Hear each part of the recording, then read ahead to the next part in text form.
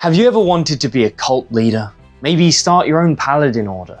Or perhaps you're just a noble hero who finally wants the recognition that you deserve. Maybe you want to hire a blacksmith, but not for a one-off job, you want your personal repairman.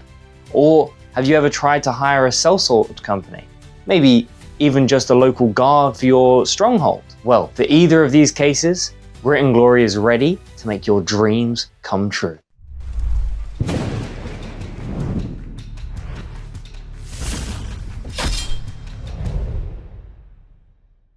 Hello and welcome to Grit and Glory, the brand new TTRPG that is ready to upgrade your gaming experience. I have great news. The Kickstarter for Grit and Glory, for this project to be actually, become a reality, it's live right now. It's from the 24th of September until the 24th of October. So go back it ASAP. But, you're here now, you might as well give us a little like, comment and subscribe. Just help appease the YouTube algorithm, grow the channel a little bit so we can get more amazing people like you on board. But that's enough with the very shameful plugging. On with the video. The rules for hirelings and followers in D&D are actually a lot more in depth than I realized. For years I played this game and I had no idea there were even rules for them in the core rulebook. And I think the reason for this is because they're so lost and abstract and vague and optional that they kind of do nothing. I mean, it's similar to Renown. That is a system that is technically in the game, but realistically, it's just floating off in the abyss of optional rules all on its own, completely untied and untethered to the rest of the game. And just like we managed to pull back the Renown system and tie that to the core rules in Grit and Glory, we've done the same with the hirelings and followers system. The way we did it is actually surprisingly tied to the Renown system as well. They've kind of come as a package deal, which we call Reputation. You can see more about the rules for Reputation in this video here. In order to understand how G&G is different from D&D, let's look at the D&D rules. Well, in the DMG, they describe the difference between skilled and unskilled hirelings with a different rate to pay them on a day-by-day basis. They also have what's a really cool addition, which is the loyalty system, so a loyalty rating per hireling. Let's have a look at how they implement that.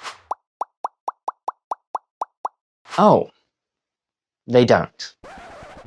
That's a damn shame. It's a really cool idea adding loyalty to the game, but what's not a cool idea is making it a tiny, tiny footnote that has no mechanical implications at all. All it really says is that if the players are mean to them, they'll probably leave, and if they're nice to them, they'll probably stay and maybe reduce their rates. But it doesn't give any guides on how or when or what the GM can do to monitor this. So it's basically just the common sense knowledge that the GM would have role-played with them anyway. But in Grit and Glory, we've actually tied in mechanical impacts to things like loyalty. So this is your reputation, your relationship, your social skills, the factions that you are with, and even things like your goals and ideals and your faith. I mean, obviously, if a cleric has a hireling of a priest that shares their faith, that initial connection and trust they're going to have is going to be a lot higher, even if it is completely misplaced and the PC ends up slaughtering them and all their family.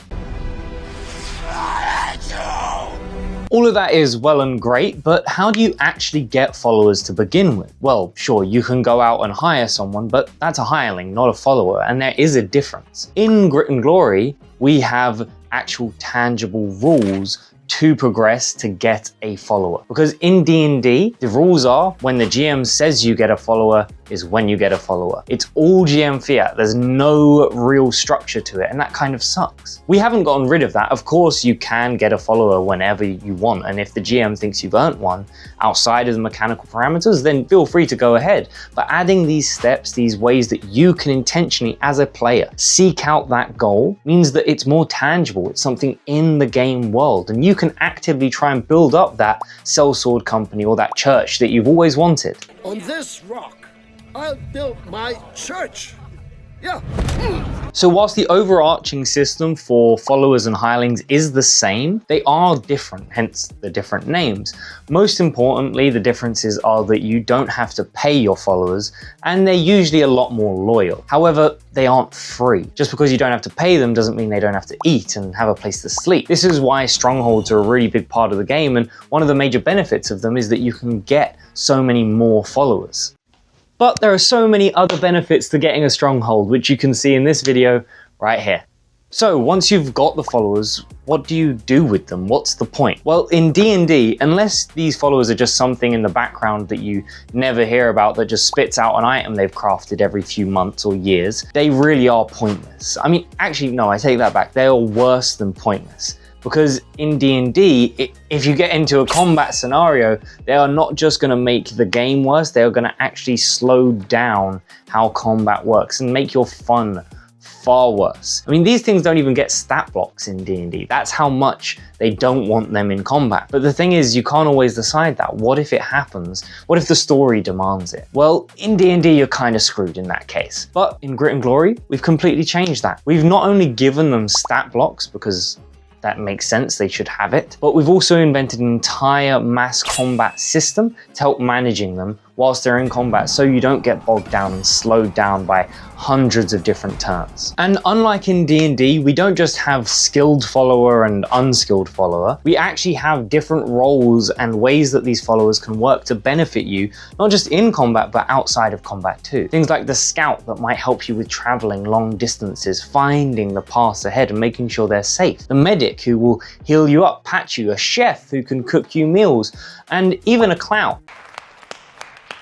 Now, obviously this system does work for masses of hordes of nameless followers, but we recognize that might not always be the case. We wanted you to be able to use it with just that one unique NPC that is a follower, which is why we have a progression system. One of the worst things in D&D with picking up Gibbo the Gobbo at level 1 is that by level 10, he's still just a normal goblin. He's not gonna stand a chance in any combat encounter, and it makes a nightmare bringing him anywhere because he's always in danger and pretty much always gonna die. So you just have to be babysitting him the whole time. And that can be fun and chaotic, but it can also get a bit boring. So in Grit and Glory, we've added a progression system, which means that Gibbo can actually go toe to toe with a dragon when you come in tact with him, and he might not die in round 1. And the great thing is that this, just like so much of the game, doesn't have to be combat orientated. He can specialize in things outside of combat too, you know? Maybe he becomes a stealthy thief that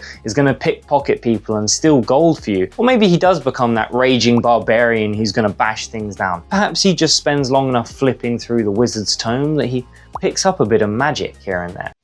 This is the same system that we use for beginner classes in Grit and Glory, which I have a whole video describing right there.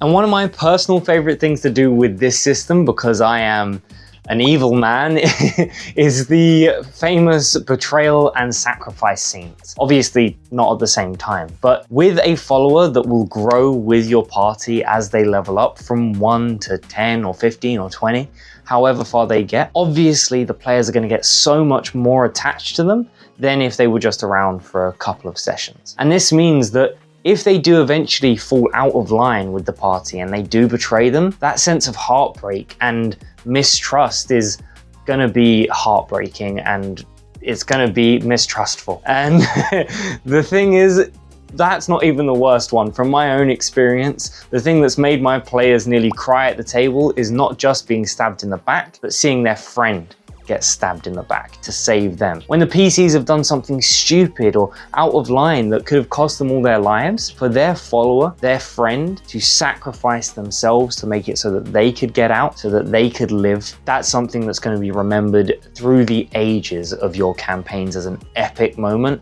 and also something that's going to teach people that your games have consequences without TPKing them. Now, if you do want to finally try and recruit someone, maybe you should recruit them to Grit and Glory. I hope you enjoyed that video in all of its nerdy glory, but now is time to talk about the Kickstarter.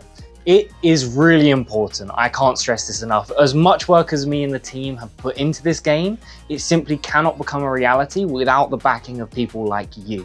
So If you can go and check it out in the description below, that would actually help us with getting these books printed and getting them shipped out to tables like yourself. In the meantime though, you know, once you've finished all of that and given all of your money to us, you might as well check out some of these 2 videos here.